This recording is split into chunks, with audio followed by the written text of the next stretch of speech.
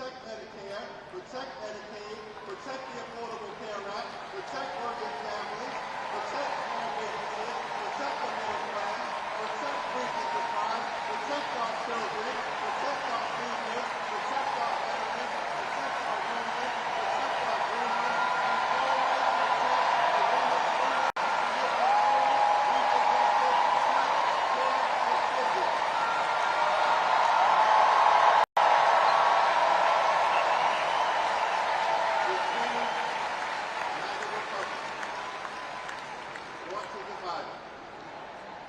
But the Constitution promises equal protection under the law.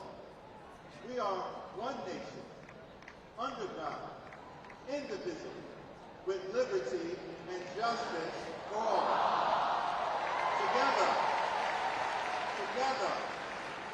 Together, let's build a brighter future for our children and our grandchildren.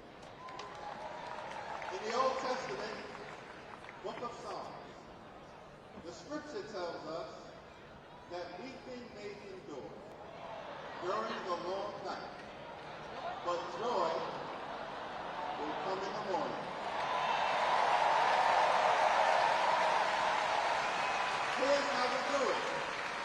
Strategize on Sunday. Meet the moment on Monday. Take it to them on Tuesday.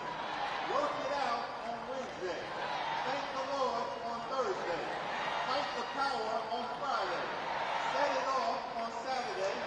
Get a few hours of sleep. Wake up the next day and do it all over again until joy comes in the morning.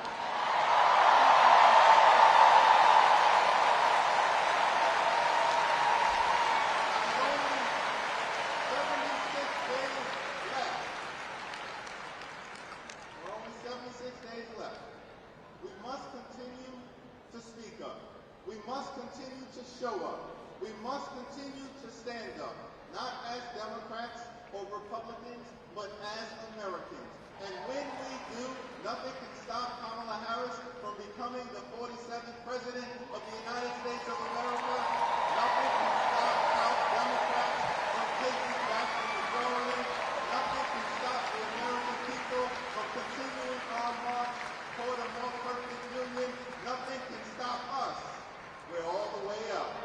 God bless you.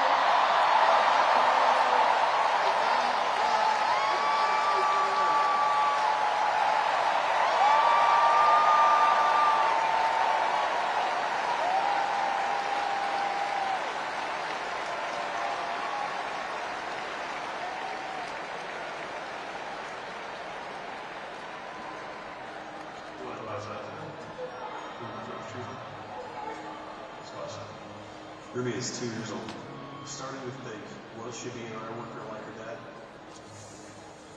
I hate to break it to you, but I'm not a billionaire. Donald Trump talked a big game about bringing jobs back to America, but it was all talk. Like Foxconn. This is the 8th wonder of the world. Foxconn, by most estimates, has not even come close to meeting expectations. This whole project was a scam. He is not looking out for the residents. He's looking out for himself. You know what Trump delivered? $2 trillion in tax cuts focused on his billionaire buddies and big corporations. It makes me angry. Billionaires don't pay their share of the loan. And he wants to do that again. Trump talked a massive game about infrastructure. What a joke. We call it infrastructure. Infrastructure is the easiest of all. We're going to get this infrastructure going. Trump was too incompetent to get it done. Who's he looking out for? Not us, not my family. You know who got it done? Joe Biden and Kamala Harris. Biggest infrastructure package in history. Infrastructure is just a fancy word for jobs. Not just union workers, but for everyone. Small businesses are booming. Communities are starting to thrive again. I wish it was faster. The prices are easy. Kamala Harris helped deliver the largest job growth in American history. Wages are higher. Manufacturing is booming. We're building roads, bridges, airports again. That's a fact. And we have healthcare. When our middle class is strong, America is strong. Kamala's goal is to rebuild the middle class for families like mine.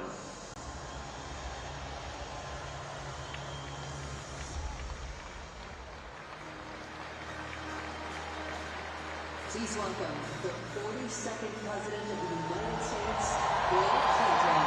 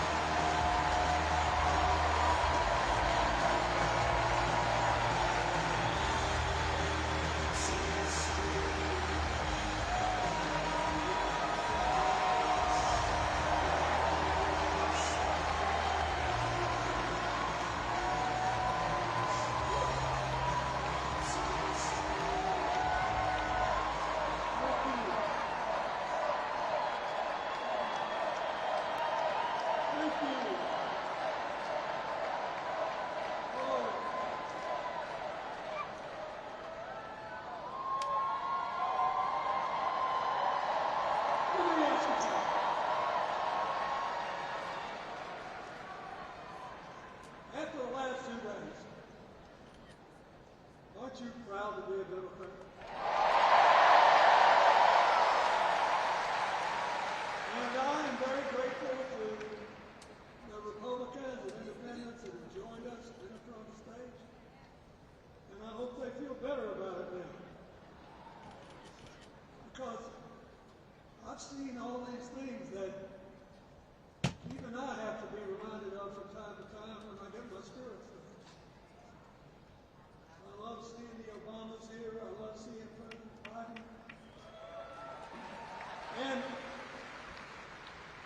I thought Hillary gave a great speech.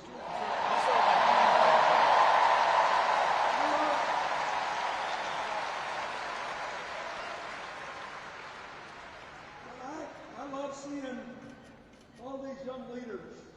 A bunch of them are coming up after me. They look better, they sound better, and they'll be exciting. I do want to say one word about President Biden. Remember, he had an improbable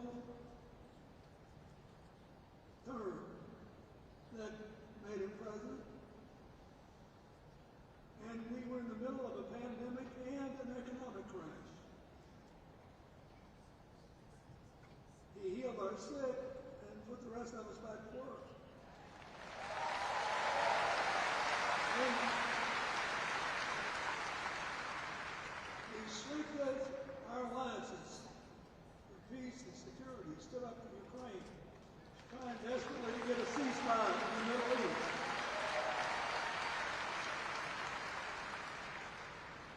And then he did something that's really hard for the politician to do. He voluntarily gave up political power. And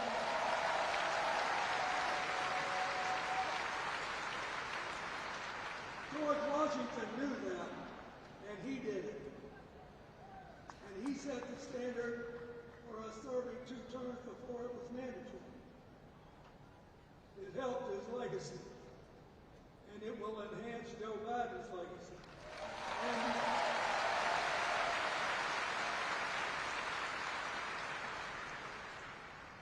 And it's a stark contrast to what goes on in the other party. So I want to thank him for his courage, compassion, his class, his service, his sacrifice.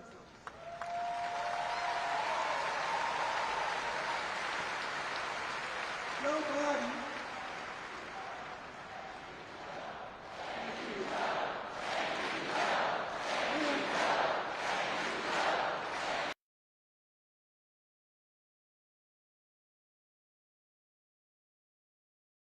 and he's infected a lot of the rest of us.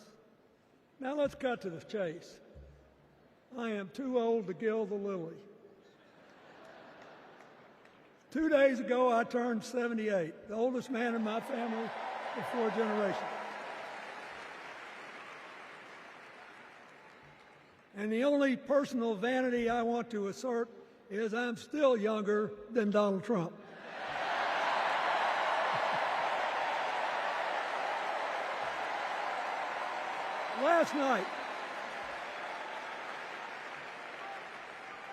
Last night, in what I thought was a very moving series of episodes, we nominated Kamala Harris and Tim Walz.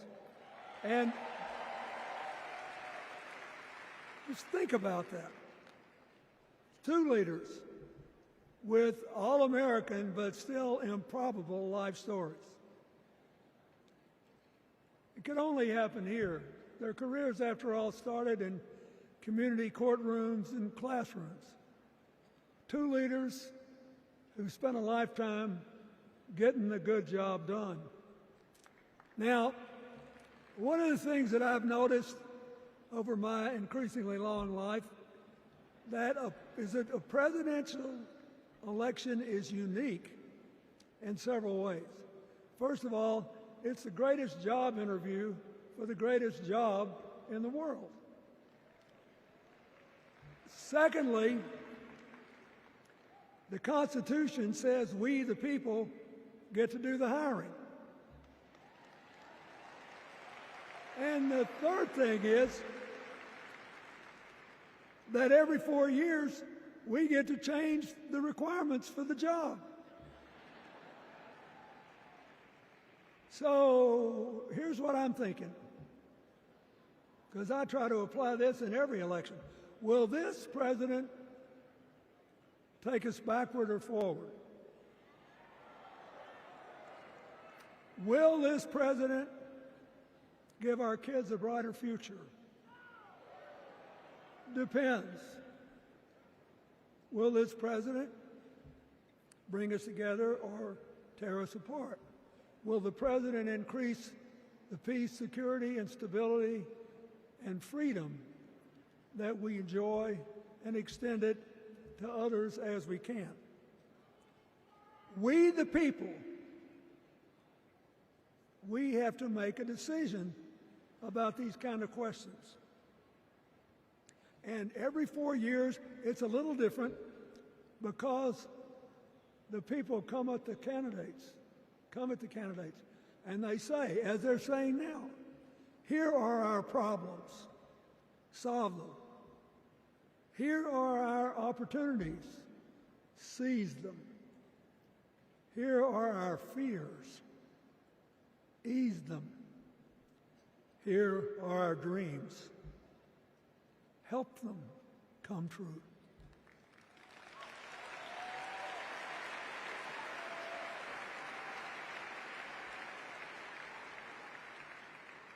A president can answer that call by saying, I'll do my part, but you have to help me. We have to work together.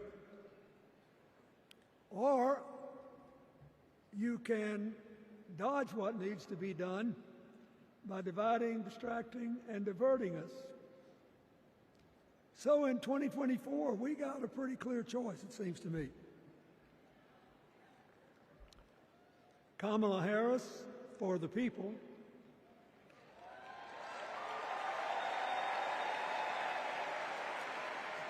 and the other guy who's proved even more than the first go-around that he's about me, myself, and I know which one I like better for our country.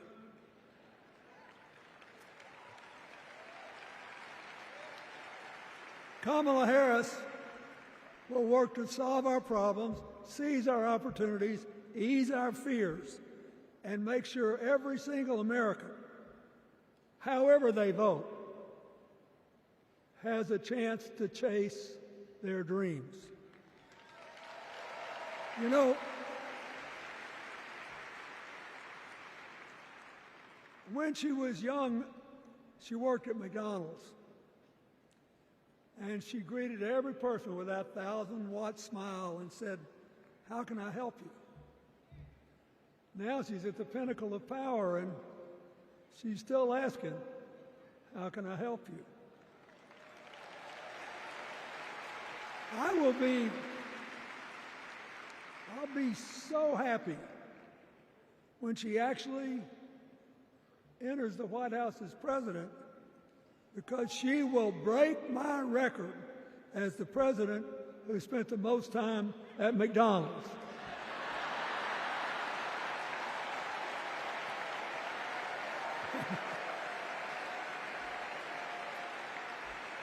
Now, but we got an election to win. And remember, we've got a guy that's pretty good at what he does. Donald Trump has been a paragon of consistency. He's still dividing, he's still blaming, he's still belittling other people.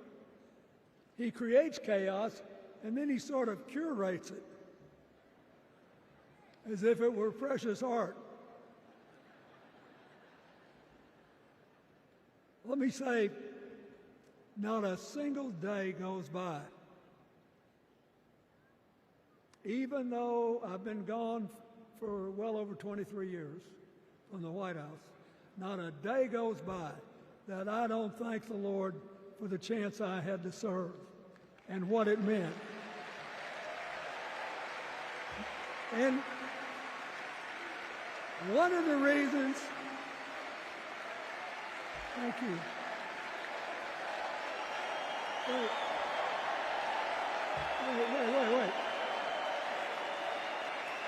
One of the reasons I love the job so much is that in the toughest times, even on the darkest days, if you tried hard enough, there was always something good you could do for somebody else. Now, some days that's not easy to do. You've got to deal with all these emergencies, or there's something going on here, there, or yonder. But Kamala Harris is the only candidate in this race who has the vision, the experience, the temperament, the will, and yes, the sheer joy to get something done.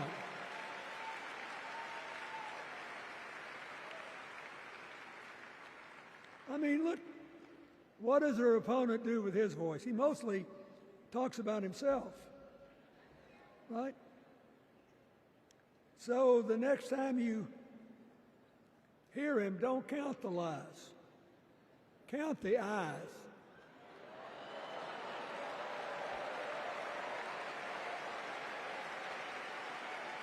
Count the eyes. His vendettas, his vengeance, his complaints, his conspiracies. He's like one of those tenors opening up before he walks out on stage, like I did, trying to get his lungs open by singing, me, me, me, me, me, me.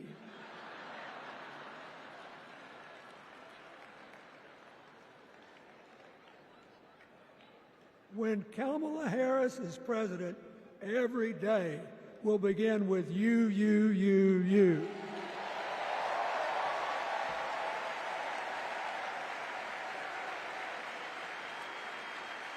So, we got to ask ourselves the questions if we're going to hire a president. Do you want to build a strong economy from the bottom up and the middle out? Or do you want to spend the next 4 years talking about crowd size?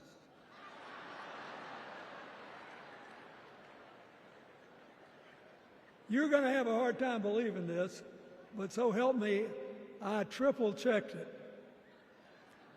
Since the end of the Cold War in 1989, America has created about 51 million new jobs.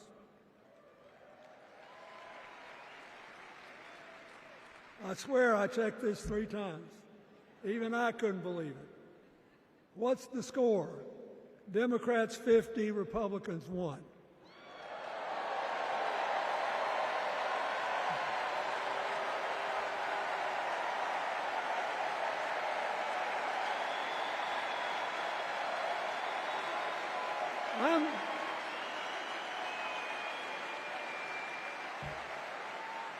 I'm glad that we've got a championship-winning coach on our team.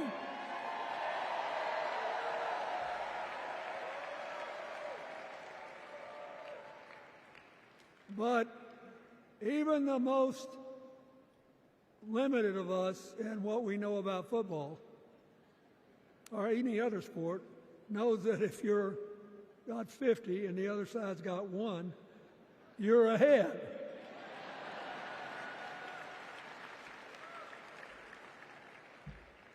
What about affordable housing? It's a terrible problem in America now. We need more. And affordable health care. That's why the Democrats put a limit on monthly payments for insulin and a $2,000 a year out-of-pocket limit. And are trying to cover more drugs by bargaining for prices. We need more financing for small businesses. We need still to strengthen our alliances. I almost croaked in the first debate of this election season when President Trump said nobody respected America anymore like they did when he was president. Wait. And with a straight face. Look, you got to give him. He's a good actor. With a straight face, he cited as evidence of the respect that existed for us when he was there the presidents of North Korea and Russia.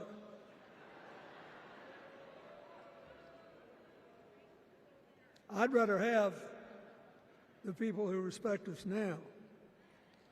And one of the things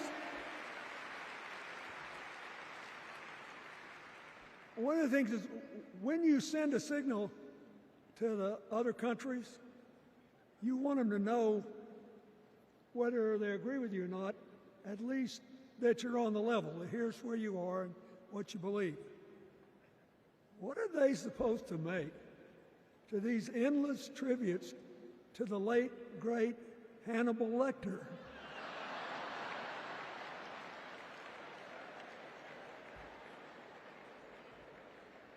I mean, President Obama once gave me the great honor of saying I was the explainer-in-chief.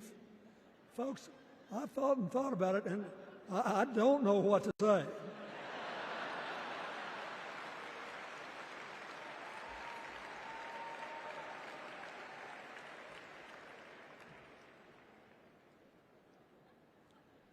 Like Hakeem Jeffries, I too want an America that's more joyful, more inclusive, more future-focused. Just think what a burden it's been on us to get up day after day after day after day, buried in meaningless hot rhetoric, when there's so many opportunities out there, so many problems that need to be solved. I want that. And that's the America Kamala Harris will lead. And she's already made her first presidential decision, and she knocked it out of the park when she asked Governor Tim Walz to be her nominee for vice president. Look,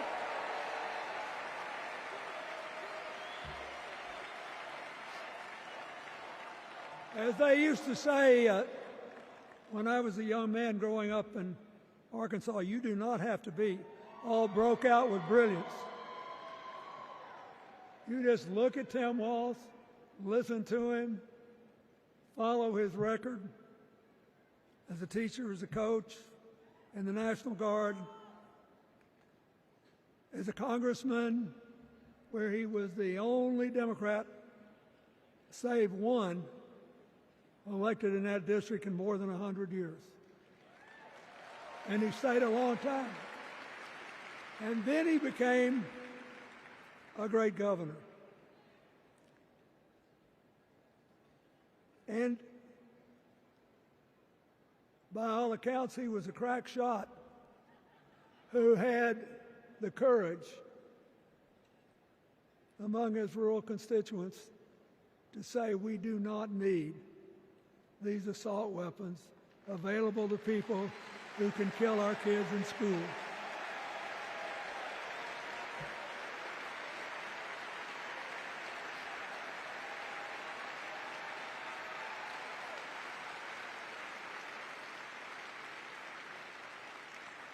So, armed with her first decision,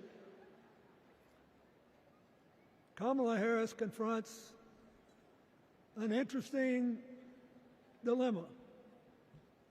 We're going to walk out of here feeling pretty good, I think. We've got energy, we are happy, we feel like a load's off our shoulders. And we know we're just being asked to fight the same fight that the forces of progress have had to fight for 250 years.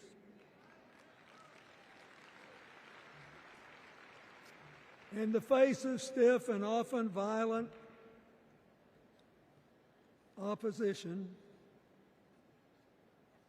we have to find a way to go forward together, where we the people make our union more perfect. So, that's a good thing. How could we possibly lose? Kamala Harris has fought for kids her whole life that were left out and left behind. She's taken on gangs trafficking across the border. She's fought to protect the rights of homeowners.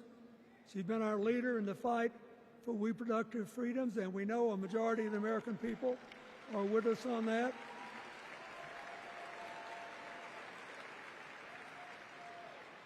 And she's gained an invaluable amount of experience as vice president, advancing our values and interests around the world.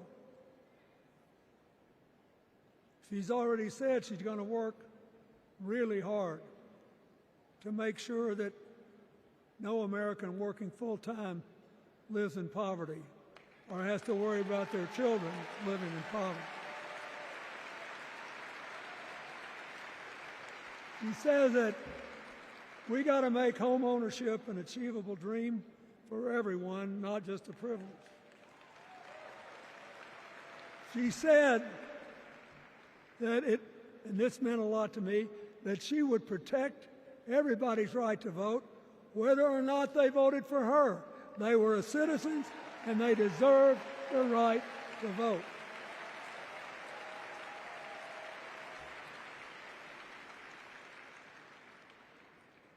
The other day, her opponent implied that as his people voted one more time, they'd be able to rig it from now on and they wouldn't have to vote again. You think they're kidding, but I know a lot of these folks, and most of them are really good people, but some of them think that they are bound to dominate America politically, economically, and socially, and they have to use politics to do it, and they should rig the system. I don't believe that. And so here's what I want to tell you. We've seen more than one election slip away from us when we thought it couldn't happen, when people got distracted by phony issues or overconfident. This is a brutal, tough business. I want you to be happy. One of the reasons that President-to-be Harris is doing so well is that we're all so happy.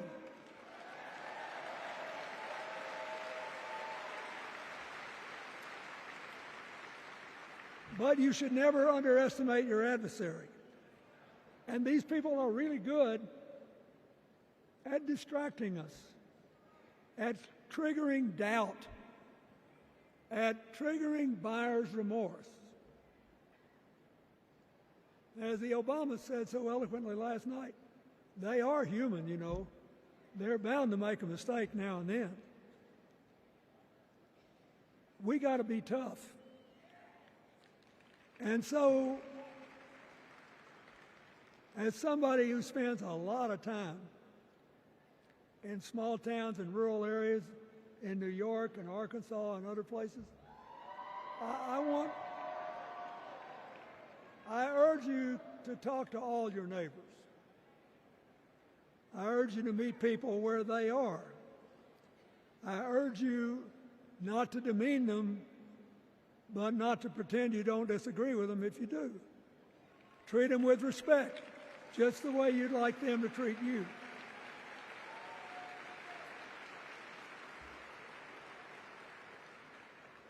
Ask for their help and then follow our leader, Kamala, and ask them, how can I help you?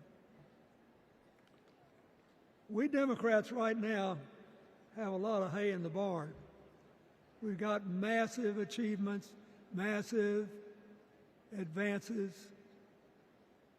but there's still a lot of slips between today and Election Day that we have to navigate. And so I want to say this from the bottom of my heart. I have no idea how many more of these I'll be able to come to. I started in '76, and I've been to every one since. But no, 72. Lord, I'm getting old. But here's what I want you to know.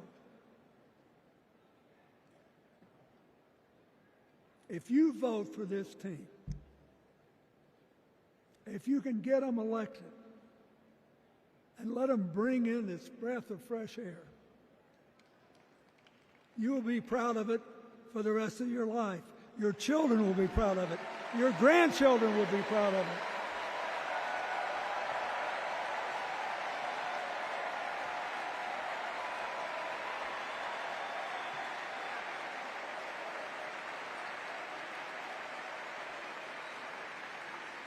Take it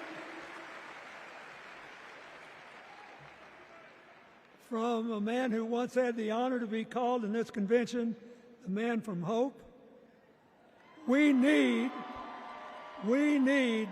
Kamala Harris, the president of joy, to lead us.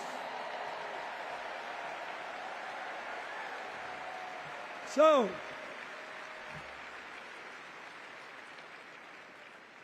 I'll be doing my part, you do yours. I'll see you when we're making a real joyful noise when the votes are counted. God bless you, and God bless America.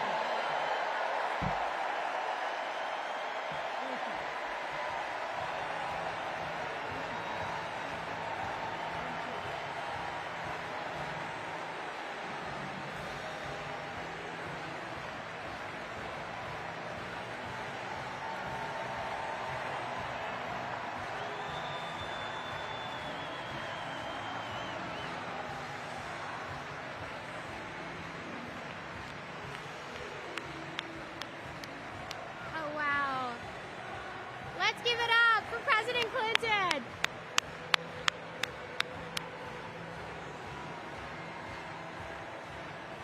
That was incredible.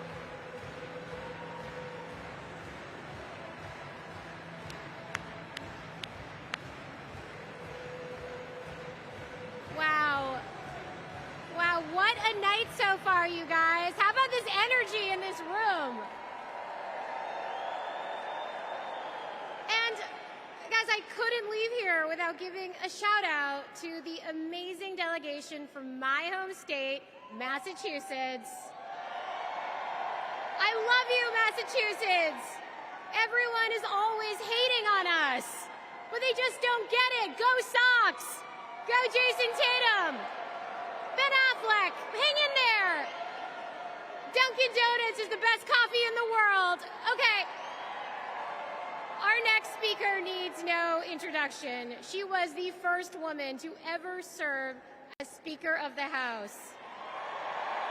Yes. You know what's coming. This woman was doing brat before brat was brat. The mother of dragons. Please welcome Nancy Pelosi.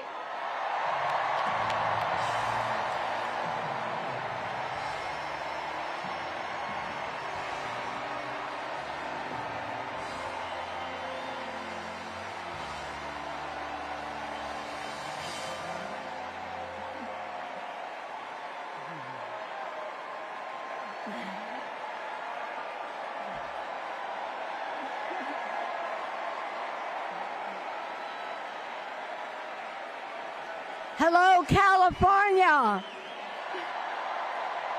Hello, Maryland. Hello, Democrats.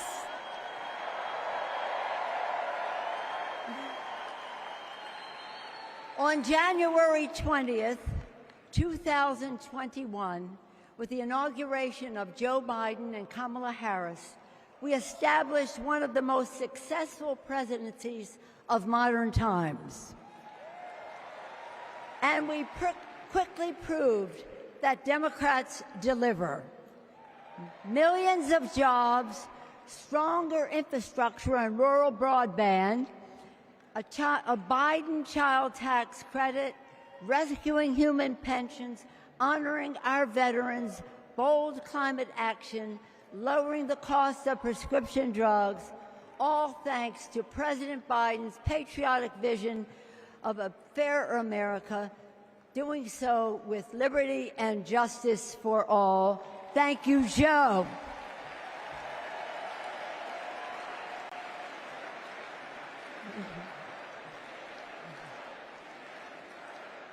And I know that Vice President Harris is ready to take us to new heights. I've known Kamala Harris for decades. Personally, I know her a person of deep faith, which is reflected in her community care and service.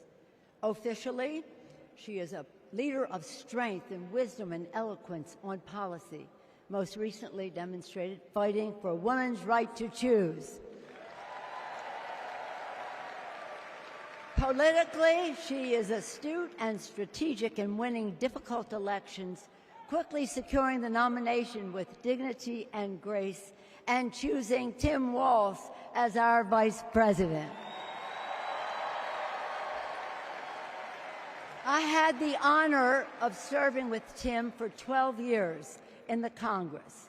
He united Democrats, Republicans, and independents to turn a red district blue. He showed courage when he came to Congress in voting for the Affordable Care Act, meeting the needs of his constituents despite Republicans' lies and misrepresentation. When he went home, won the election, he returned to Congress. He fought for our Americans' heroes as the Democratic leader of the Veterans Affairs Committee. Thank you, Tim.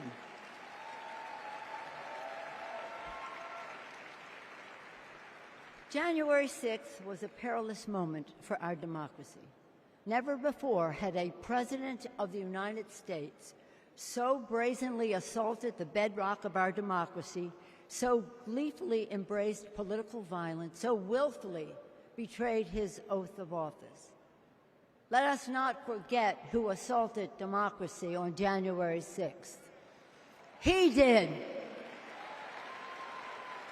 But let us not forget who saved democracy that day. We did. And thank God we had a Democratic House of Representatives then. We returned to the Capitol that very same night. We insisted on certifying the election results on the floors of the House and the Senate. And we demonstrated to America and to the world that American democracy prevailed.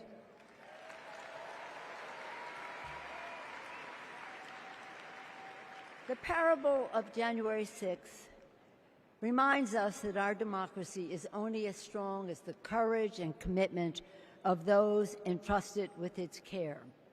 And we must choose leaders who believe in free and fair elections, who respect the peaceful transfer of power. The choice couldn't be clearer. Those leaders are Vice President Harris and Governor Walz.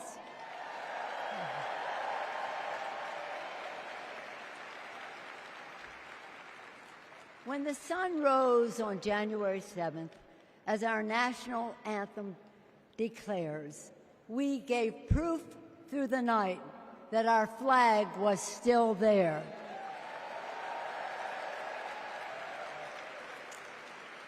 Now, in this election, we are called upon to do the same, to stand together, to reject autocracy, to choose democracy, and we will do so by electing a Democratic House with Hakeem Jeffries as Speaker of the House,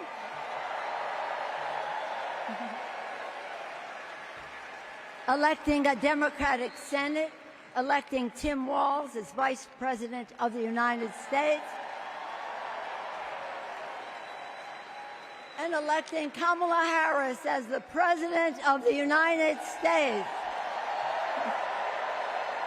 Onward to victory!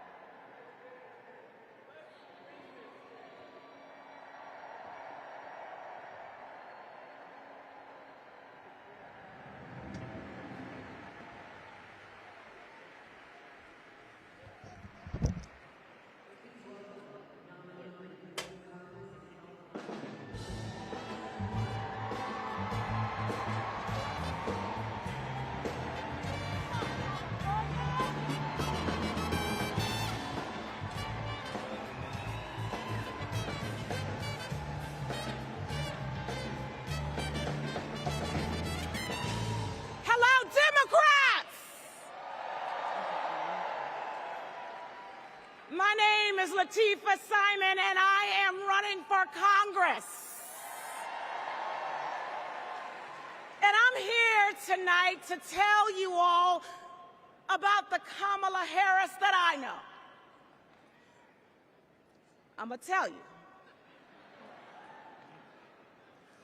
When Kamala Harris was the district attorney in San Francisco, California. I was a teen mother running an organization working to end sex trafficking among beautiful young women and girls, to build the self-determination and power among those girls. And Kamala learned about the work that I was doing, and she asked me to join her team. And I joined her team. She saw my potential, my commitment, and the good work that we could do together. And I saw her. I saw Kamala Harris holding the hands of sexual assault survivors. I saw scores of mothers who lost their babies to gun violence, lining up day after day at the courthouse, waiting only to speak to Kamala because they knew that she would hear them, that she would truly see them. Because there's something about Kamala Harris. For those who know her, you know. When she hears your story, she carries it with her. When she sees you, she truly sees you. She truly sees you. She is the best among us. After working with Kamala Harris day in and day out for 5 years to create programs that supported young people to get out of the criminal justice system once and for all with good jobs, with opportunity. She wanted to get to the root cause of a broken criminal justice system. I saw her chip away. She came early and she left late every single day because, you know, like those mothers, like those sexual assault survivors, when she goes into that Oval Office, when she goes into that Oval Office, I guarantee you she will take all of us with her. All of us.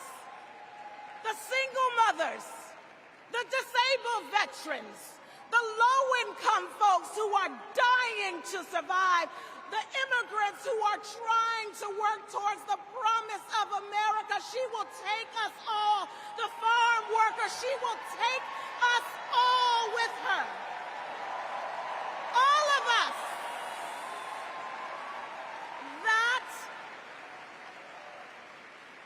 is the Kamala Harris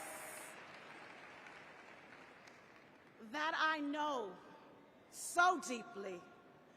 That is the Kamala Harris that I love. A woman of the people. A woman, a fierce woman for the people. Good night, Democrats.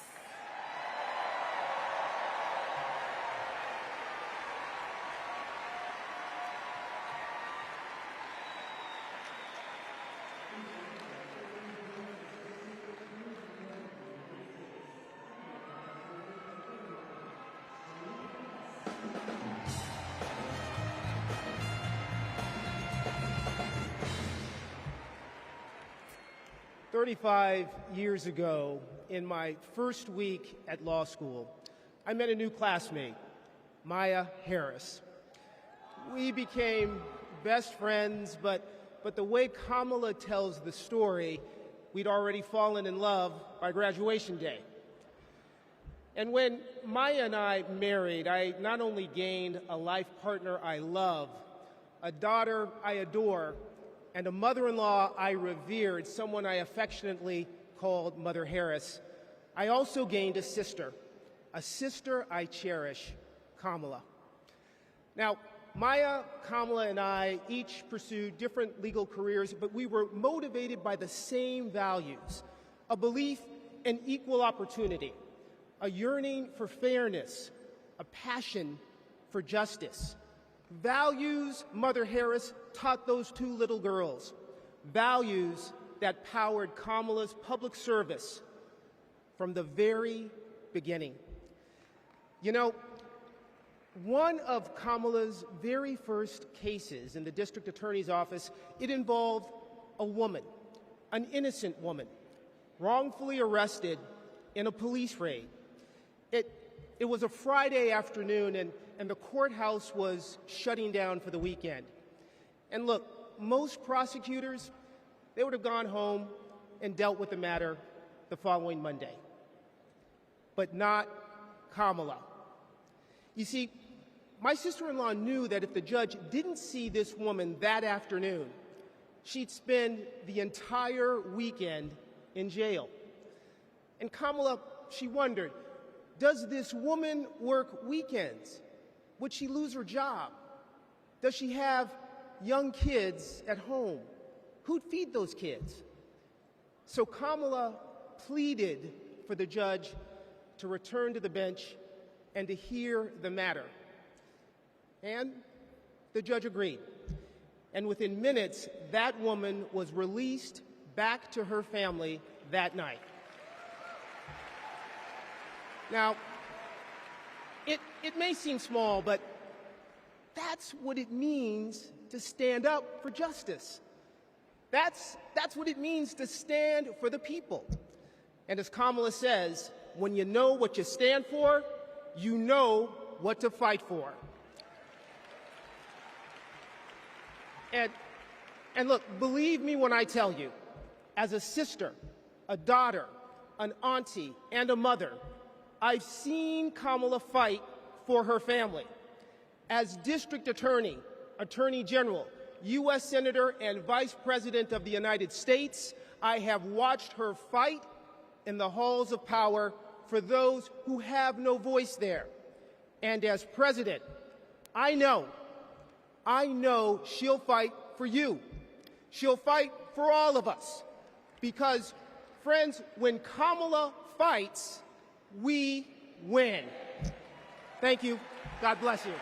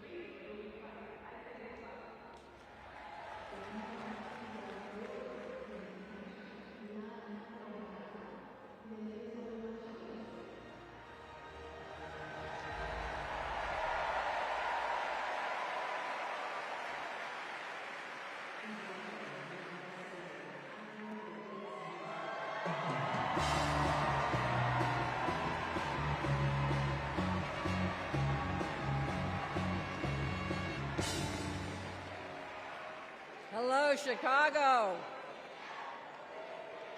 You know, before I was senator, I was Nevada's Attorney General.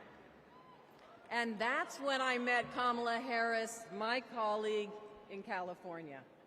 Now, we bonded over many things.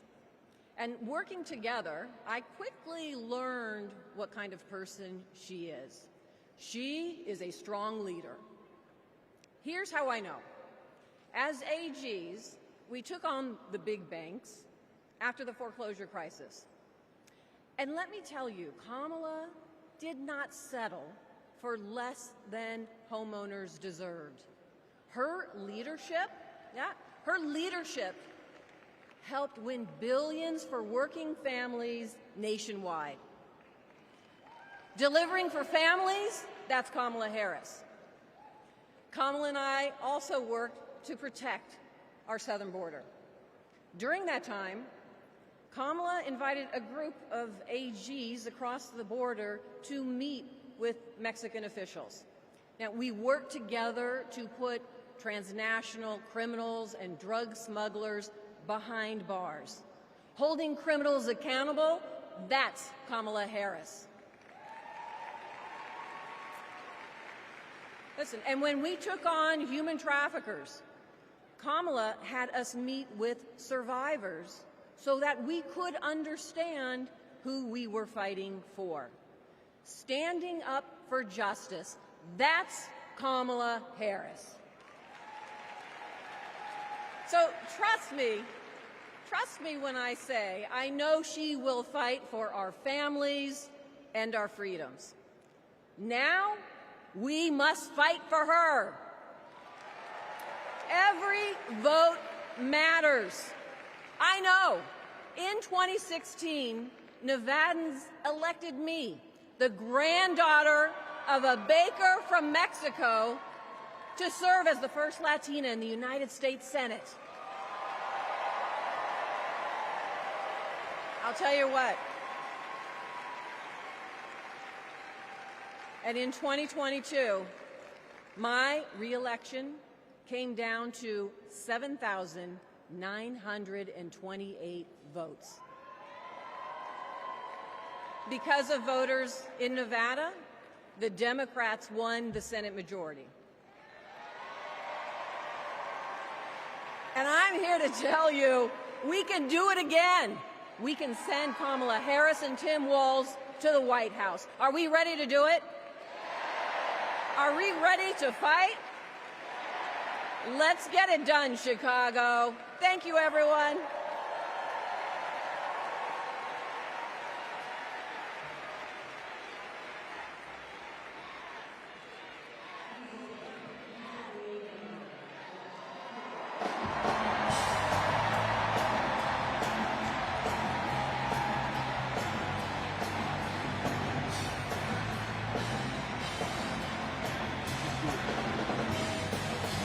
Thank you. Thank you. 2.5 centuries ago in Philadelphia, a band of patriots declared their independence from a king and set ourselves on a path of self-determination. Generation after generation has embraced that responsibility. Ordinary Americans rising up, demanding more, seeking justice. And in every chapter of our American story, we've made progress and advanced the cause of freedom. Today we find ourselves writing that next chapter. Will we be a nation defined by chaos and extremism? Or will we choose a path of decency, honor, and continued progress? Kamala Harris, well, she has spent her entire career making progress. Donald Trump, a man with no guardrails, wants to take away our rights and our freedoms. And listen, while he cloaks himself in the blanket of freedom, what he's offering isn't freedom at all. Because hear me on this, It's not freedom to tell our children what books they're allowed to read. No, it's not. And it's not freedom to tell women what they can do with their bodies. And hear me on this, it sure as hell isn't freedom to say you can go vote, but he gets to pick the winner. That's not freedom. But you know what? You know what, Democrats? We are the party of real freedom. That's right. The kind of real freedom that comes when that child has a great public school with an awesome teacher because we believe in her future. Real freedom that comes when we invest in the police and in the community so that child can walk to and from school and get home safely to her mama. Real freedom that comes when she can join a union, marry who she loves, start a family on her own terms, breathe clean air, drink pure water, worship how she wants, and live a life of purpose where she is respected for who she is.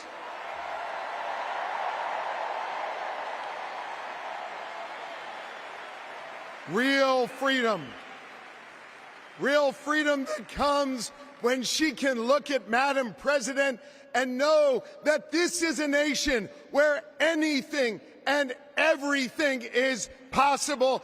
That is real freedom, and that is what we are fighting for. You know, Kamala and Tim's names may be on the ballot, but it's your rights. It's our rights. It's our future and freedoms that are on the line. And you have the power to shape the future of this country. Just like our ancestors who fought for freedom on the battlefield and sat in at lunch counters so our kids could stand up. Now it's on us. It's on us, my friends, to organize in our communities and on our For You pages around three basic American principles.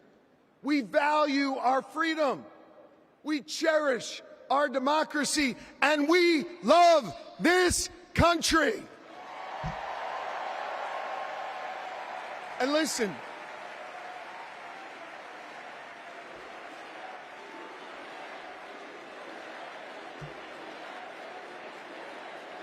we love this country. And listen, despite our challenges, hear me on this, I want you to know I have never been more hopeful because I see in all of you the enduring promise of America. E pluribus unum, out of many one. It's not merely a motto from the past, it's our direction for the future. You see, you all give me hope, and you all have the power. So let's use that power. Let's do the hard work necessary to win this election and write the next chapter in our American story. So are you ready to protect our rights? Are you ready to secure our freedoms? And are you ready to defend our democracy? And are you ready to elect Kamala Harris and Tim Walz? America, let's get to work! Thank you. Thank you.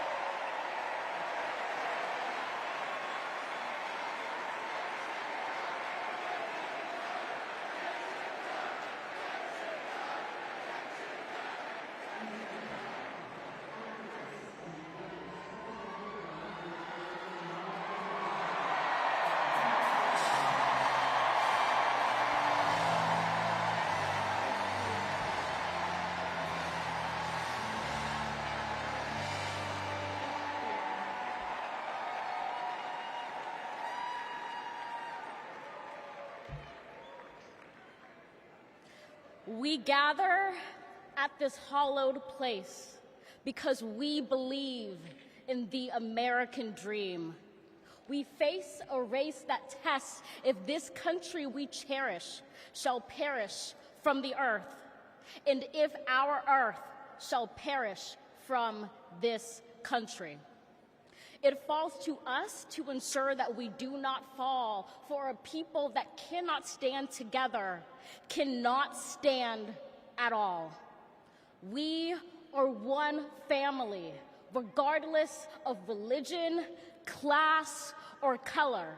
For what defines a patriot is not just our love of liberty, but our love for one another.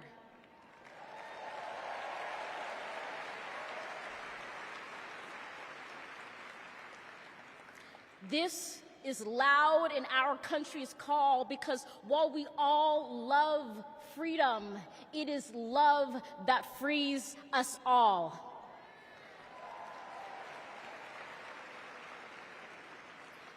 Empathy emancipates, making us greater than hate or vanity.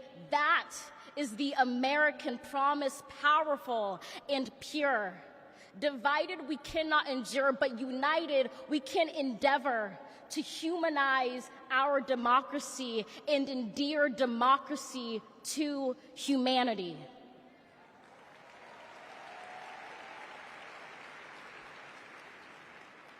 And make no mistake, cohering is the hardest task history ever wrote. But tomorrow is not written by our odds of hardship, but by the audacity of our hope, by the vitality of our vote.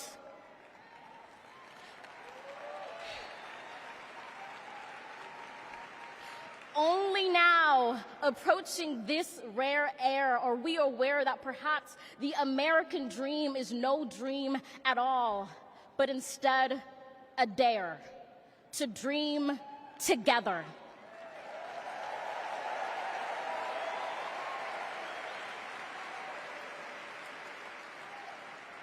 Like a million roots tethered, branching up humbly, making one tree. This is our country from many, won from battles won, our freedoms sung, our kingdom come has just begun.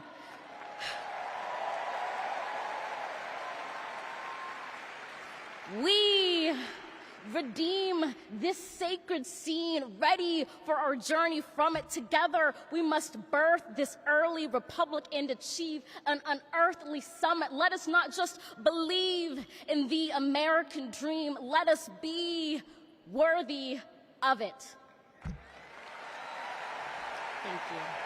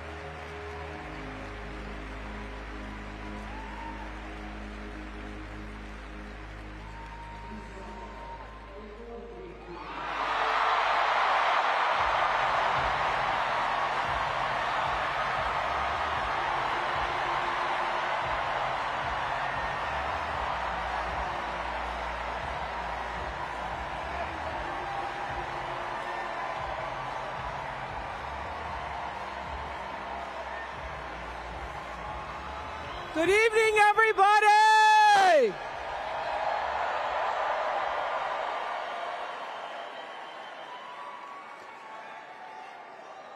Who says you can't go home again?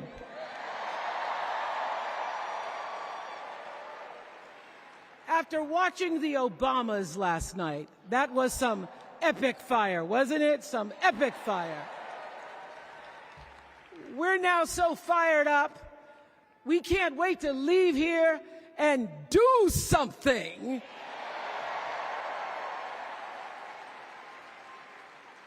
And what we're going to do is elect Kamala Harris as the next president of the United States.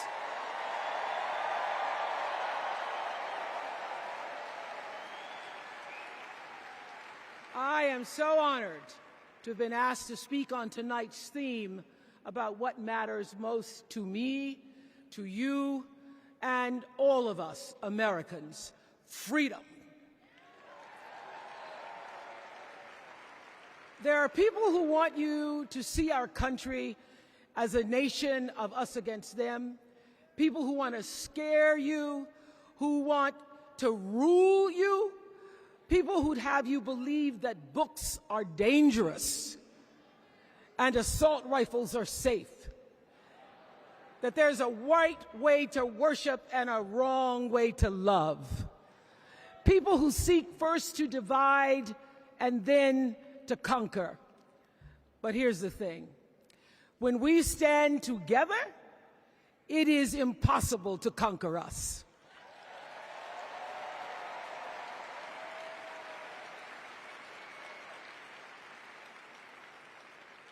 In the words of an extraordinary American, the late Congressman John Lewis,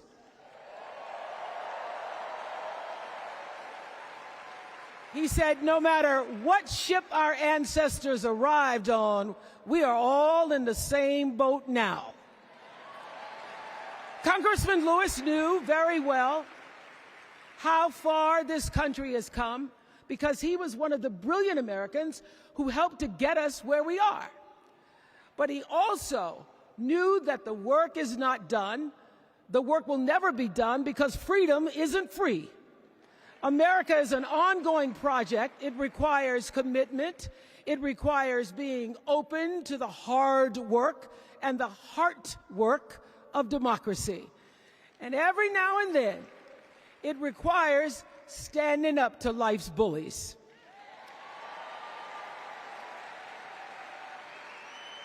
I know this.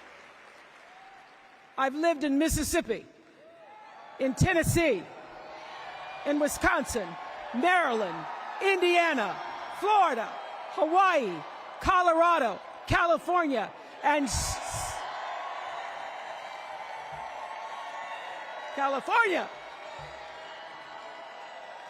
and sweet home Chicago, Illinois.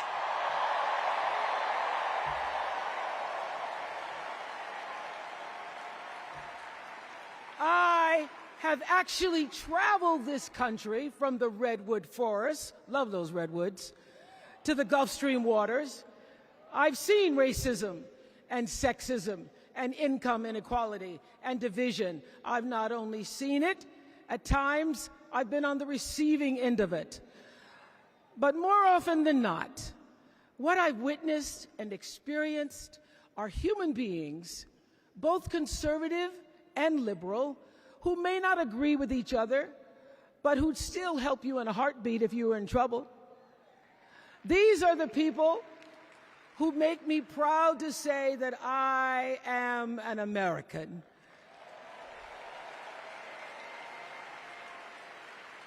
They are the best of America. And despite what some would have you think, we are not so different from our neighbors. When a house is on fire, we don't ask about the homeowner's race or religion. We don't wonder who their partner is or how they voted. No. We just try to do the best we can to save them. And if the place happens to belong to a childless cat lady,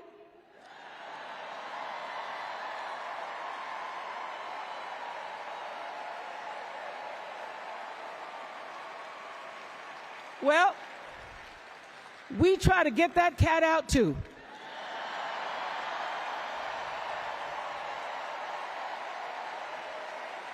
Because we are a country of people who work hard for the money. We wish our brothers and sisters well, and we pray for peace. We know all the old tricks and tropes that are designed to distract us from what actually matters, but we are beyond ridiculous tweets and lies and foolery. These are complicated times, people, and they require adult conversation. And I welcome those conversations because civilized debate is vital to democracy, and it is the best of America. Now, over the last couple of nights, we have all seen brave people walk onto this stage and share their most private pain. Amanda and Josh, Caitlin, Hadley, they told us their stories of rape and incest and near-death experiences from having the state deny them the abortion that their doctor explained was medically necessary. And they've told us these things for one reason, and that is to keep what happened to them from happening to anybody else. Because if you do not have autonomy over this, if you cannot control when and how you choose to bring your children into this world and how they are raised and supported, there is no American dream.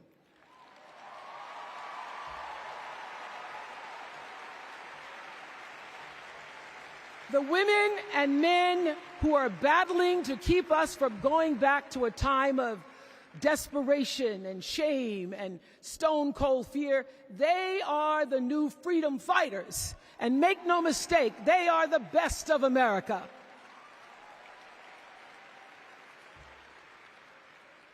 I want to talk now about somebody who's not with us tonight. Tessie Prevost Williams was born in New Orleans not long after the Supreme Court ruled that segregated public schools were unconstitutional. That was in 1954, same year I was born. But I didn't have to head to first grade at the all-white McDonough 19 school with a U.S. Marshal by my side like Tessie did. And when I got to school, the building wasn't empty like it was for Tessie. You see, rather than allowing McDonough to be integrated, parents pulled their kids out of the school, leaving only Tessie and two other little black girls, Gail Etienne and Leona Tate, to sit in a classroom with the windows papered over to block snipers from attacking their 6-year-old bodies. Tessie passed away 6 weeks ago. And I tell this story to honor her tonight because she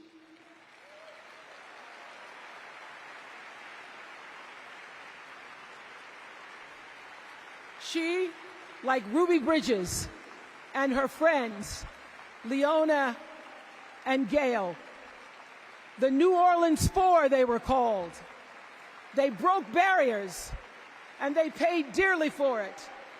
But it was the grace and guts and courage of women like Tessie Prevost Williams that paved the way for another young girl who 9 years later became part of the second class to integrate the public schools in Berkeley, California.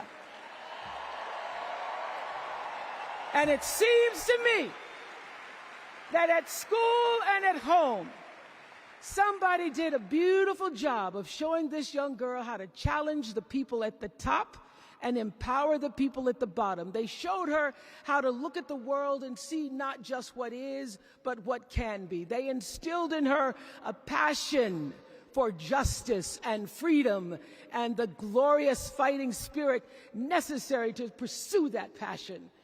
And soon, and very soon,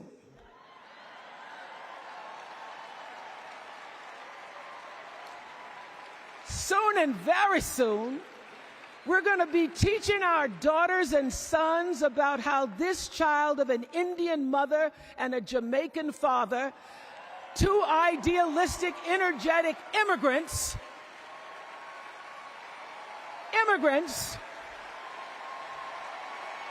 how this child grew up to become the 47th President of the United States.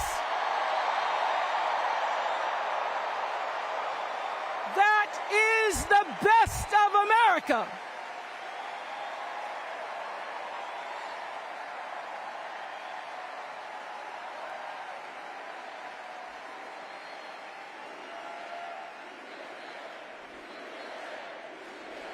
You know, let me tell you this. This election isn't about us and them. It's about you and me and what we want our futures to look like. There are choices to be made when we cast our ballot.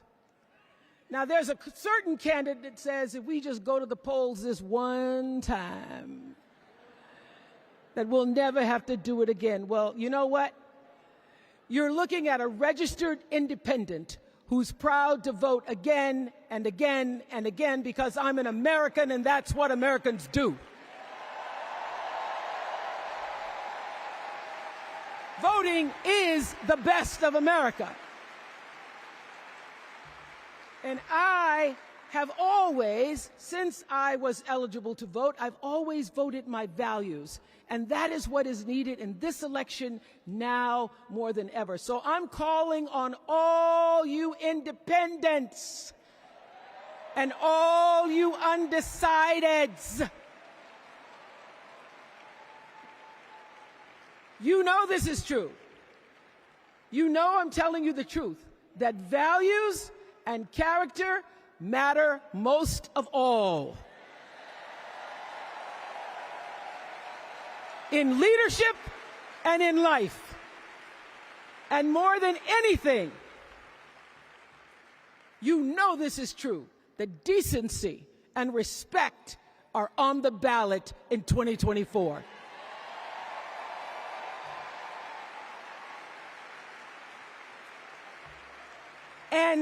And just plain common sense.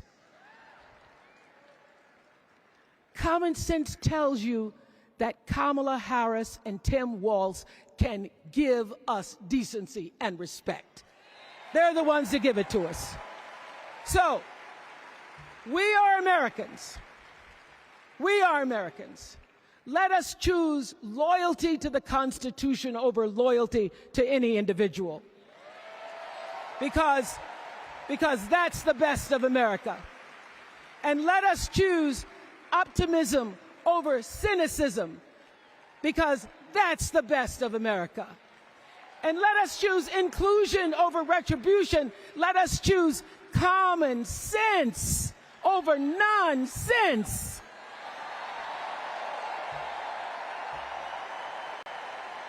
Because that's the best of America. And let us choose the sweet promise of tomorrow over the bitter return to yesterday. We won't go back. We won't be set back, pushed back, bullied back, kicked back. We're not going back.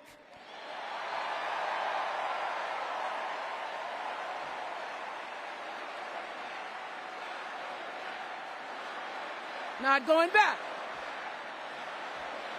We're not going back. So, let us choose. Let us choose truth.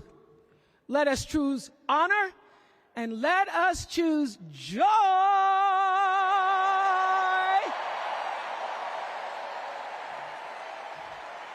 Because that's the best of America. But more than anything else, let us choose freedom. Why? Because that's the best of America. We're all Americans, and together, let's all choose Kamala Harris.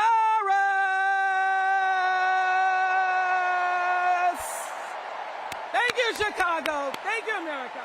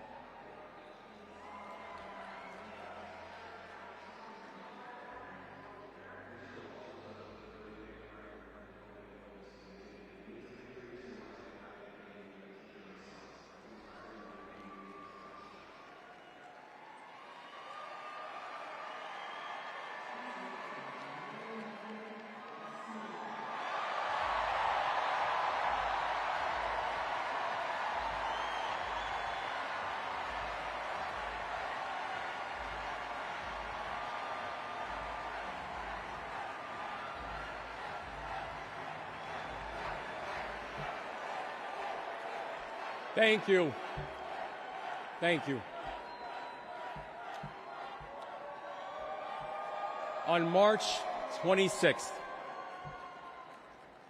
at 1:30 in the morning, a container ship the length of 3 football fields slammed into the Francis Scott Key Bridge in Baltimore, and the bridge collapsed. A port that drives 13% of our state's economy was now closed.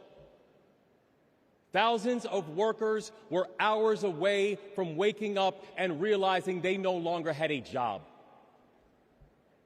6 Marylanders who had been on the bridge in the middle of the night fixing potholes lost their lives. And one of the first phone calls that I got that morning started with these 3 words. Gov, it's Kamala. She said, I know you spoke to the president, and I want you to know we are here with you every step of the way.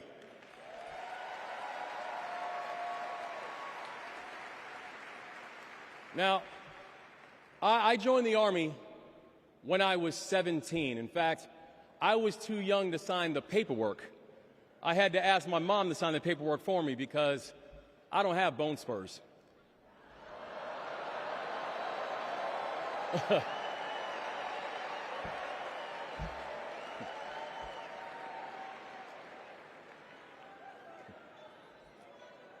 I led soldiers in combat in Afghanistan.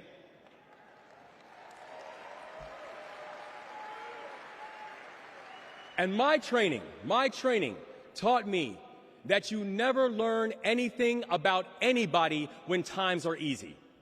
You learn everything you need to know about somebody when times are hard and when the temperature gets turned up. And America, I saw that Kamala Harris is the right one to lead in this moment firsthand.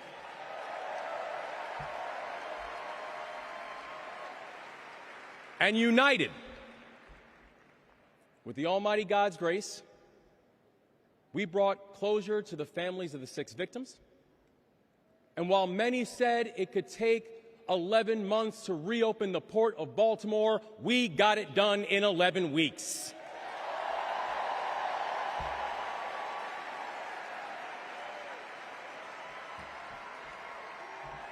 Because that is the story of America. We are a nation of patriots who serve when the mission is hard and who serve when the destination is uncertain. And I know our history is imperfect. The unevenness of the American journey has made some skeptical. But I'm not asking you to give up your skepticism. I just want that skepticism to be your companion and not your captor. And I'm asking that you join us in the work. Because making America great doesn't mean telling people you're not wanted. And loving your country does not mean lying about its history.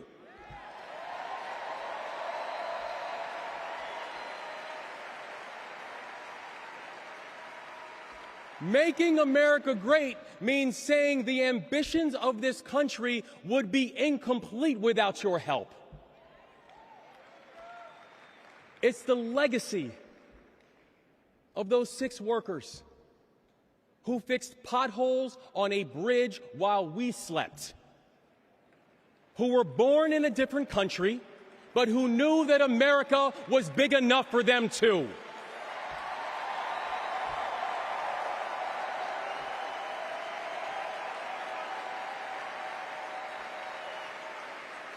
It's the journey.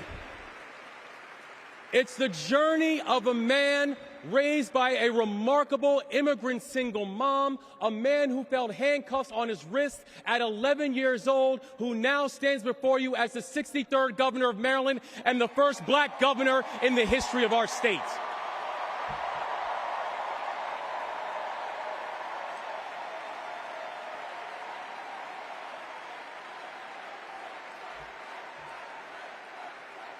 It's the story of a prosecutor who defended our freedoms and had Maryland's back when we needed it most. And now, MVP, we've got your back as well.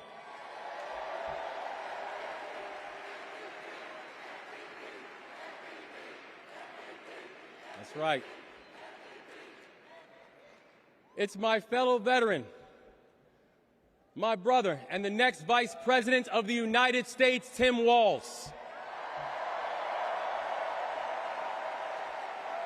And now, Tim knows that in the military, you count the days towards mission completion.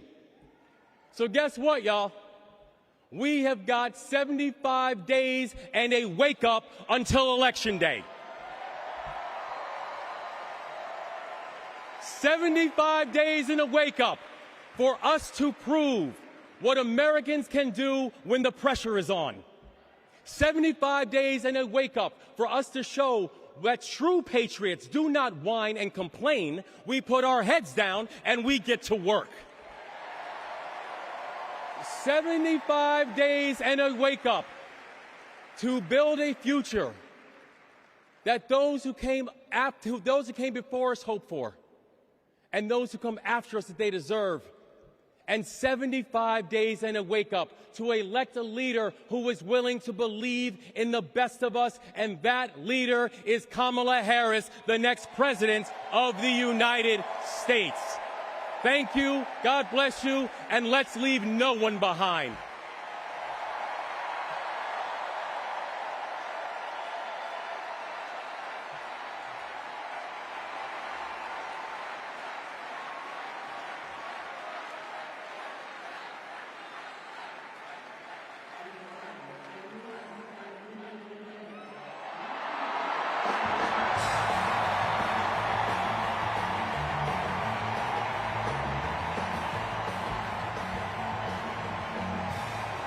Thank you. Thank you. Good evening, Democrats. Thank you, Chicago. Here is a sentence I never thought I'd hear myself saying. I'm Pete Buttigieg, and you might recognize me from Fox News.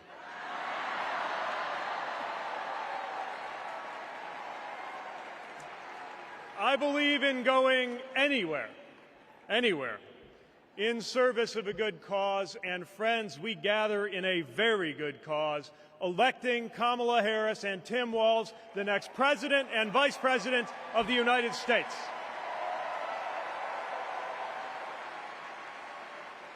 The choice could not be clearer.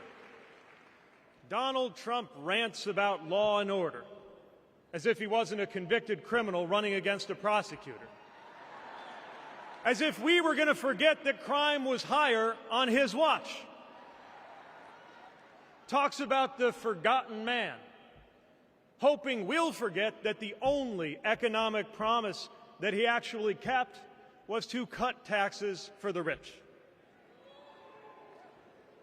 And don't even get me started on his new running mate.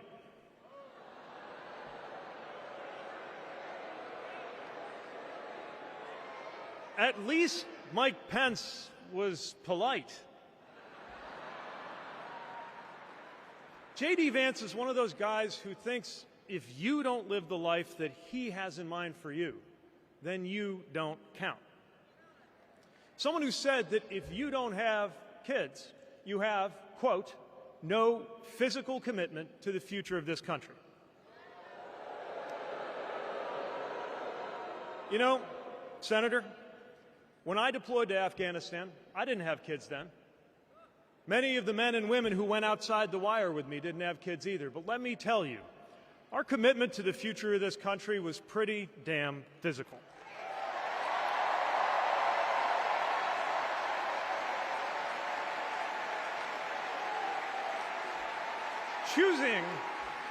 Choosing a guy like J.D. Vance to be America's next vice president sends a message.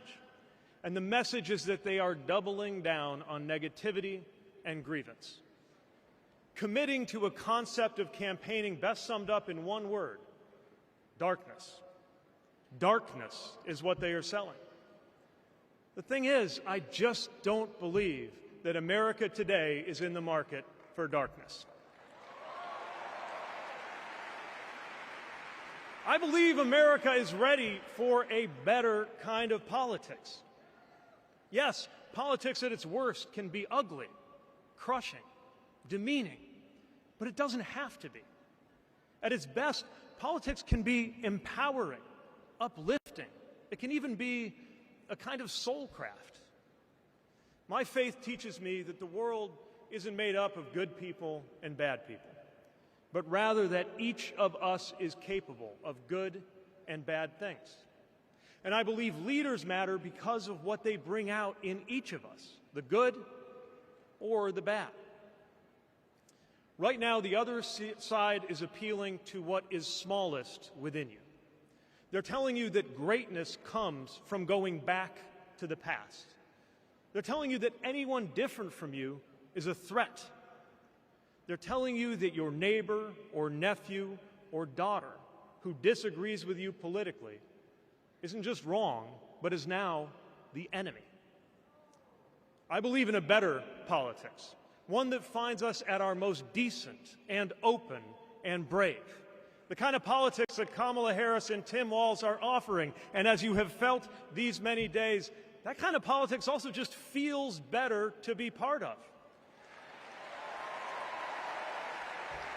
There is joy in it, as well as power. And if all of that sounds naive, let me insist that I have come to this view not by way of idealism, but by way of experience. Not just the experience of my unlikely career. Someone like me serving in Indiana, serving in Washington, serving in uniform. I'm thinking of something much more basic. I'm thinking of dinner time at our house in Michigan. When the dog is barking and the air fryer is beeping and the mac and cheese is boiling over, and it feels like all the political negotiating experience in the world is not enough for me to get our 3-year-old son and our 3-year-old daughter to just wash their hands and sit at the table. It's the part of our day when politics seems the most distant, and yet the makeup of our kitchen table, the existence of my family, is just one example of something that was literally impossible as recently as 25 years ago, when an anxious teenager growing up in Indiana wondered if he would ever find belonging in this world.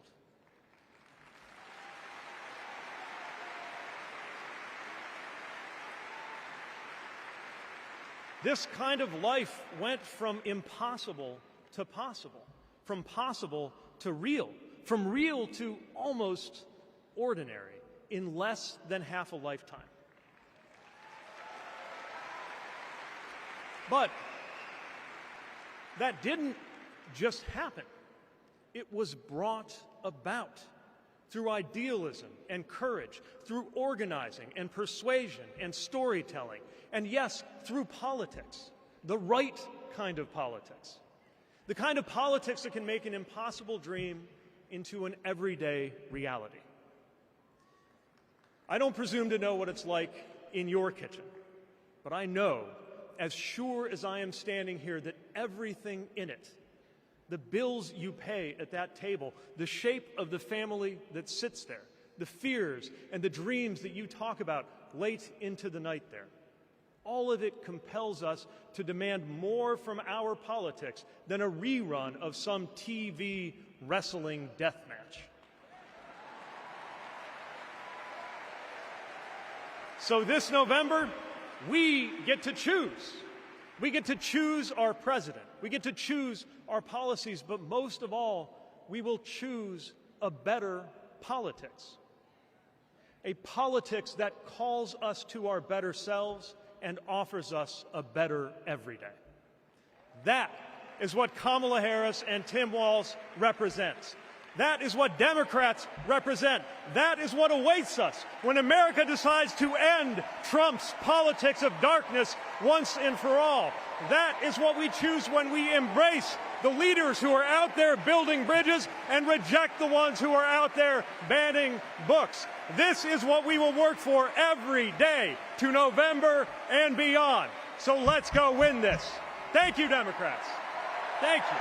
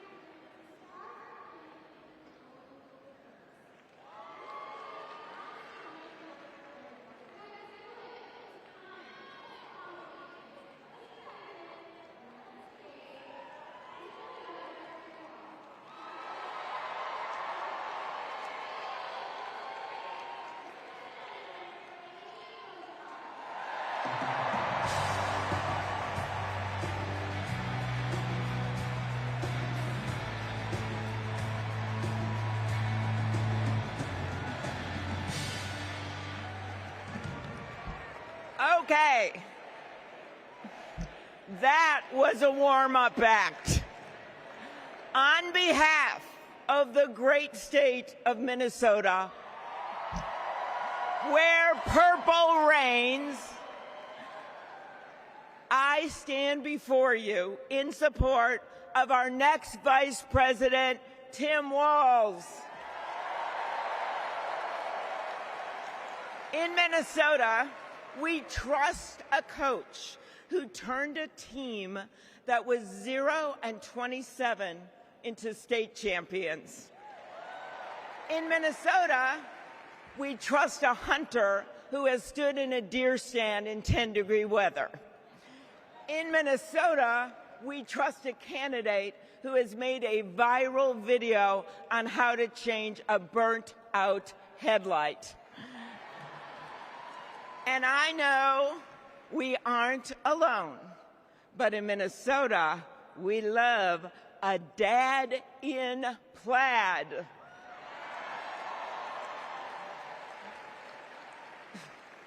So Tim and I go way back. He taught high school right down the road from where my husband John grew up. My mother-in-law even brought him and Gwen a Parmesan chicken dinner when their son was born. That's what we do in America. We look out for our neighbors. Tim has been doing that his whole life, on the farm and in the factory, with his students and his fellow service members. And the truth is, that matters. Who better to take on the price of gas than a guy who could pull over to help change your tire? Who better to serve our nation than a guy who has served in uniform? Who better to find common ground than a guy with Midwestern common sense? A former football coach knows how to level the playing field. And a former public school teacher knows how to school the likes of J.D. Vance.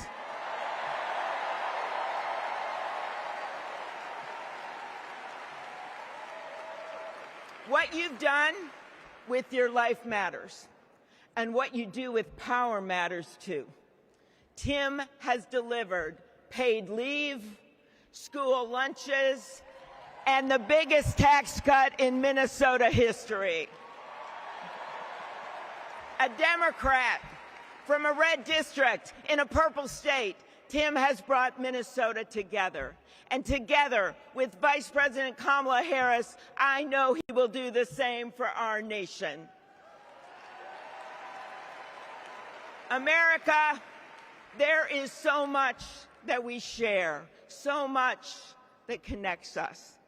Way up north in Minnesota, out of Lake Itasca, flows the Mississippi River. It starts small and it grows wider. It flows down to Wisconsin and to Iowa. It goes down to Illinois and to Missouri. It goes to Kentucky and Tennessee.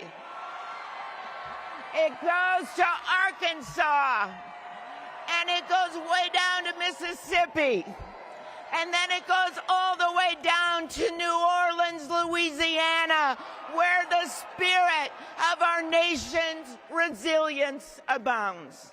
So let us commit here and now to cross the river of our divides to get to a higher ground.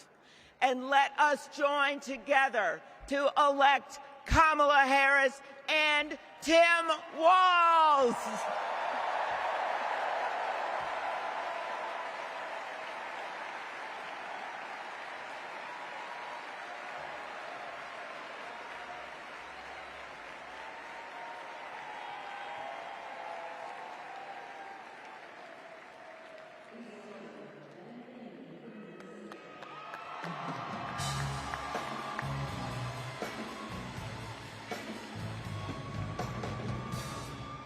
Tim Walz is the kind of guy you can count on to push you out of a snowbank.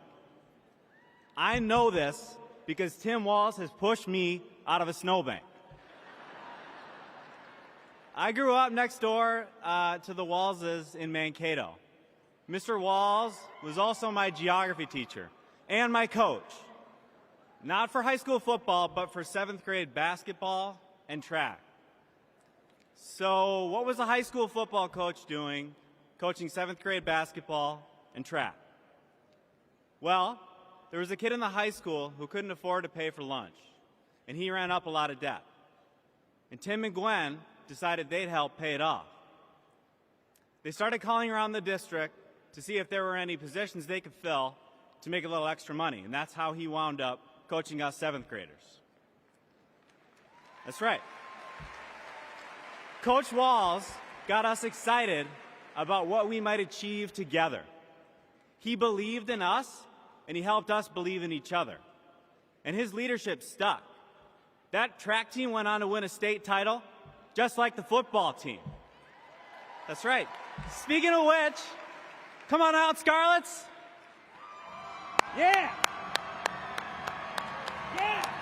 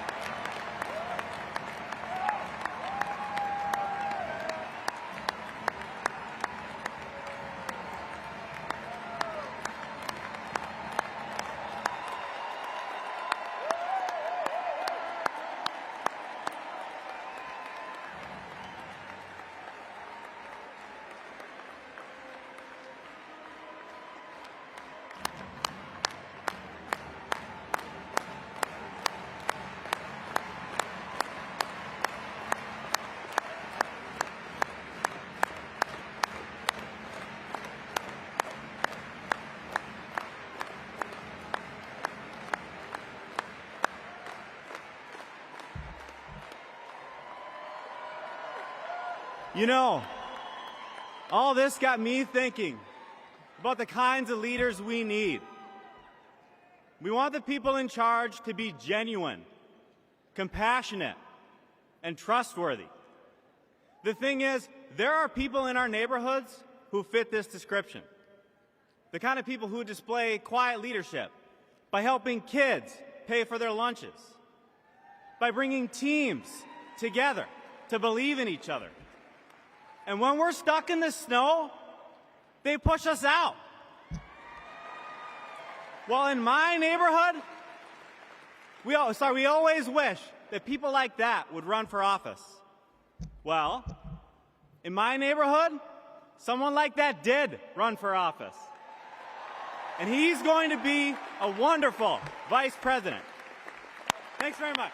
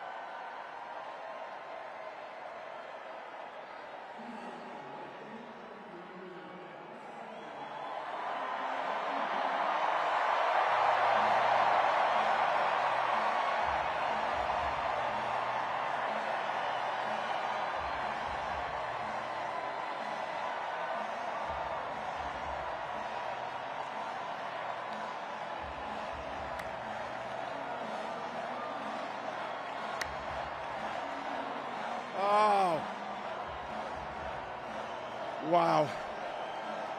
Thank you.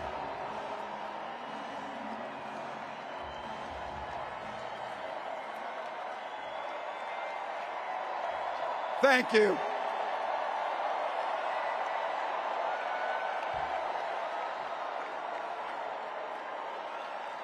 Thank you.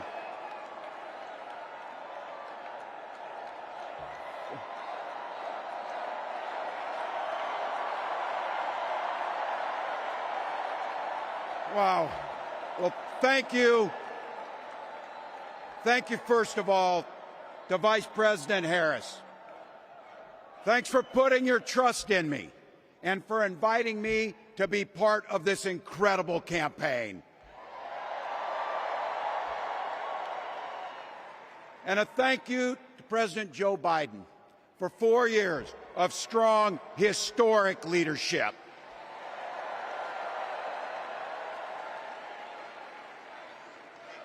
It's the honor of my life to accept your nomination for Vice President of the United States.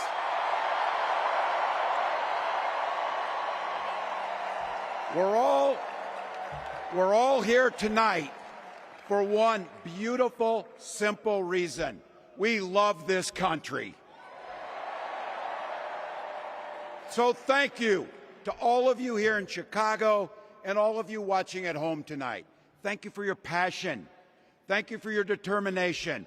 And most of all, thank you for bringing the joy to this fight.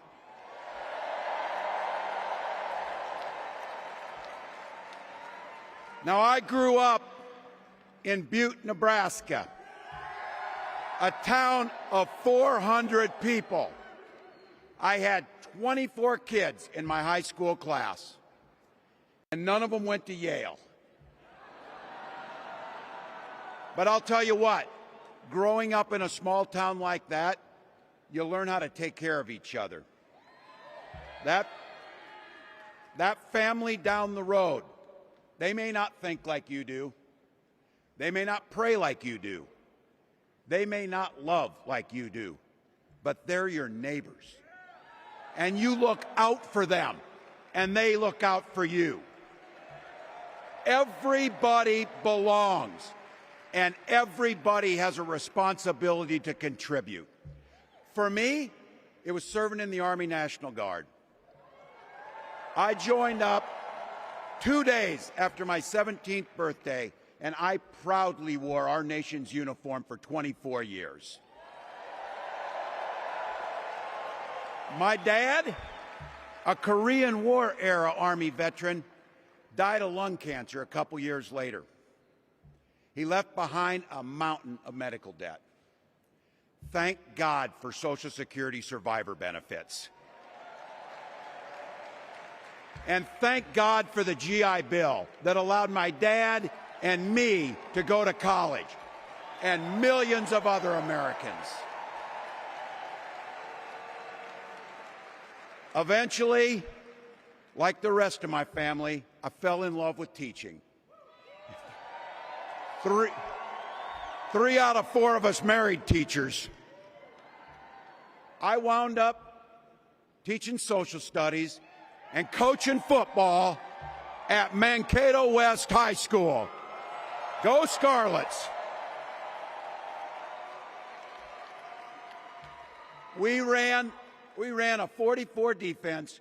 We played through to the whistle on every single play, and we even won a state championship. Never closed the yearbook, people. But it was those players and my students who inspired me to run for Congress. They saw in me what I had hoped to instill in them, a commitment to the common good, an understanding that we're all in this together, and the belief that a single person can make a real difference for their neighbors. So there I was, a 40-something high school teacher with little kids, 0 political experience, and no money, running in a deep red district. But you know what? Never underestimate a public school teacher. Never.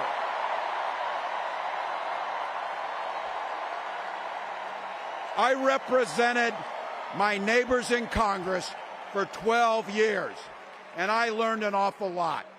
I learned how to work across the aisle on issues like growing the rural economies and taking care of veterans. And I learned how to compromise without compromising my values. Then I came back to serve as governor, and we got right to work, making a difference in our neighbors' lives. We cut taxes for the middle class. We passed paid family and medical leave. We invested in fighting crime and affordable housing.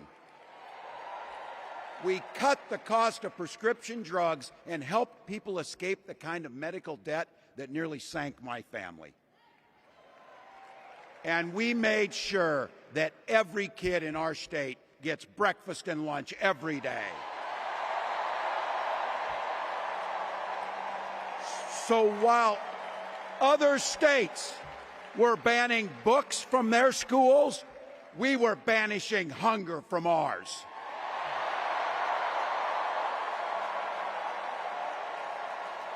We also protected reproductive freedom because in Minnesota, we respect our neighbors and the personal choices they make.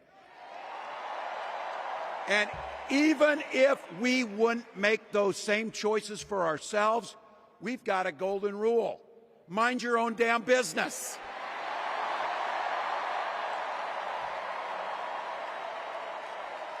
And that includes IVF and fertility treatments. And this is personal for Gwen and I. If you've never experienced the hell that is infertility, I guarantee you, you know somebody who has.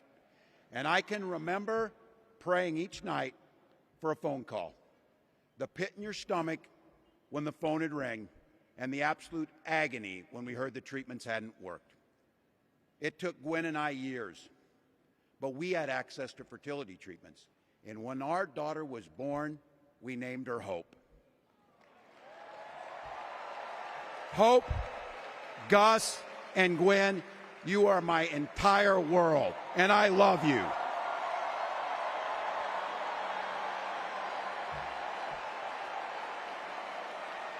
I'm letting you in on how we started a family because this is a big part about what this election is about. Freedom. When Republicans use the word freedom, they mean that the government should be free to invade your doctor's office. Corporations free to pollute your air and water. And banks free to take advantage of customers. But when we Democrats talk about freedom, we mean the freedom to make a better life for yourself and the people that you love. Freedom to make your own health care decisions. And yeah, your kids' freedom to go to school without worrying about being shot dead in the hall. Look, I know guns. I'm a veteran. I'm a hunter. And I was a better shot than most Republicans in Congress, and I got the trophies to prove it. But I'm also a dad. I believe in the Second Amendment, but I also believe our first responsibility is to keep our kids safe.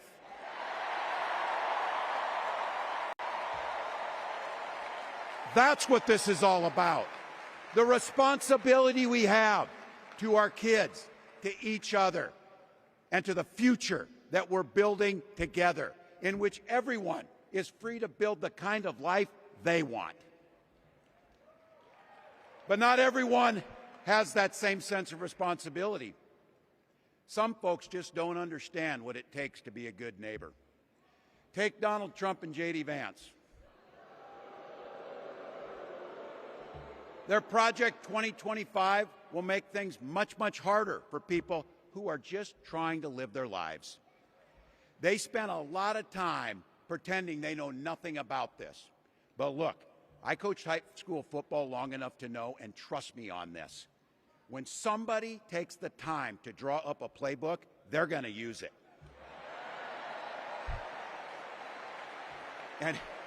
And we know If these guys get back in the White House, they'll start jacking up the costs on the middle class.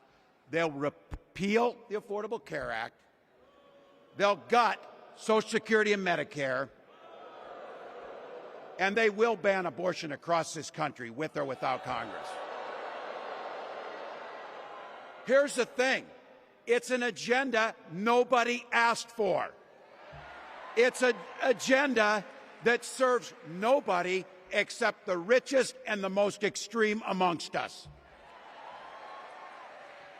And it's an agenda that does nothing for our neighbors in need. Is it weird? Absolutely. Absolutely. But it's also wrong. And it's dangerous. It's not just me saying so. It's Trump's own people. They were with him for 4 years. They're warning us that the next 4 years will be much, much worse. You know, when I was teaching every year, we'd elect a student body president. And you know what? Those teenagers could teach Donald Trump a hell of a lot about what a leader is. Leaders don't spend all day insulting people and blaming others. Leaders do the work. So I don't know about you. I'm ready to turn the page on these guys. So go ahead. Say it with me. We're not going back.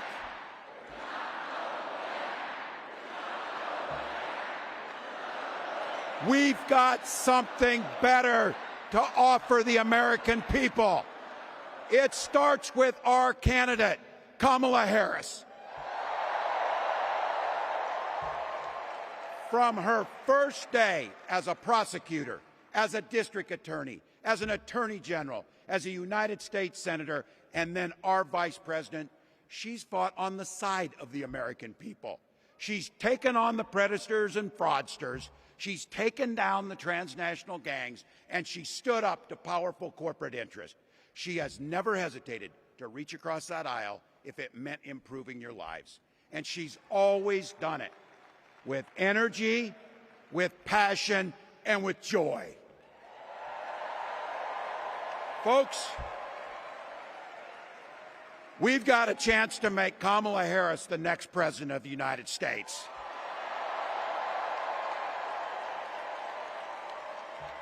But I think we owe it to the American people to tell them exactly what she'd do as president before we ask them for their votes.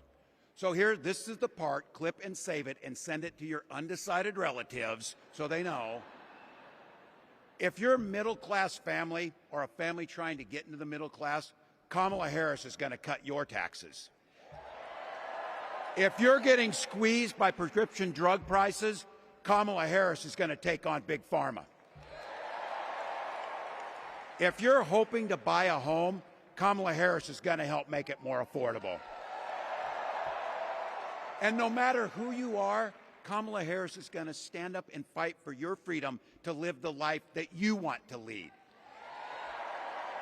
Because that's what we want for ourselves, and it's what we want for our neighbors. You know, you might not know it, but I haven't given a lot of big speeches like this. But I have given a lot of pep talks. So let me finish with this, team. It's the fourth quarter. We're down a field goal, but we're on offense and we've got the ball. We're driving down the field. And boy, do we have the right team.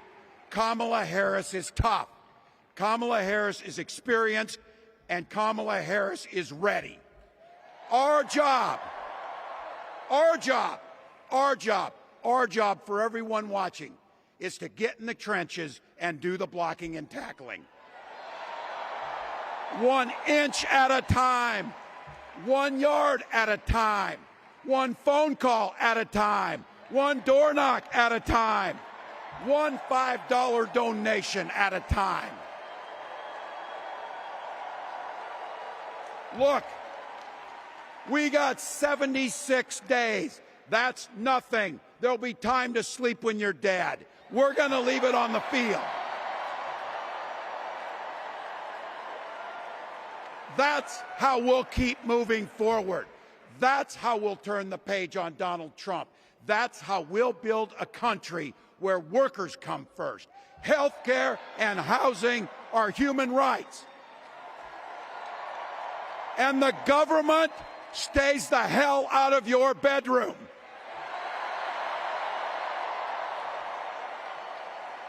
That's how we make America a place where no child is left hungry, where no community is left behind, where nobody gets told they don't belong. That's how we're going to fight. And as the next president of the United States always says, when we fight, when we fight, when we fight, thank you. God bless.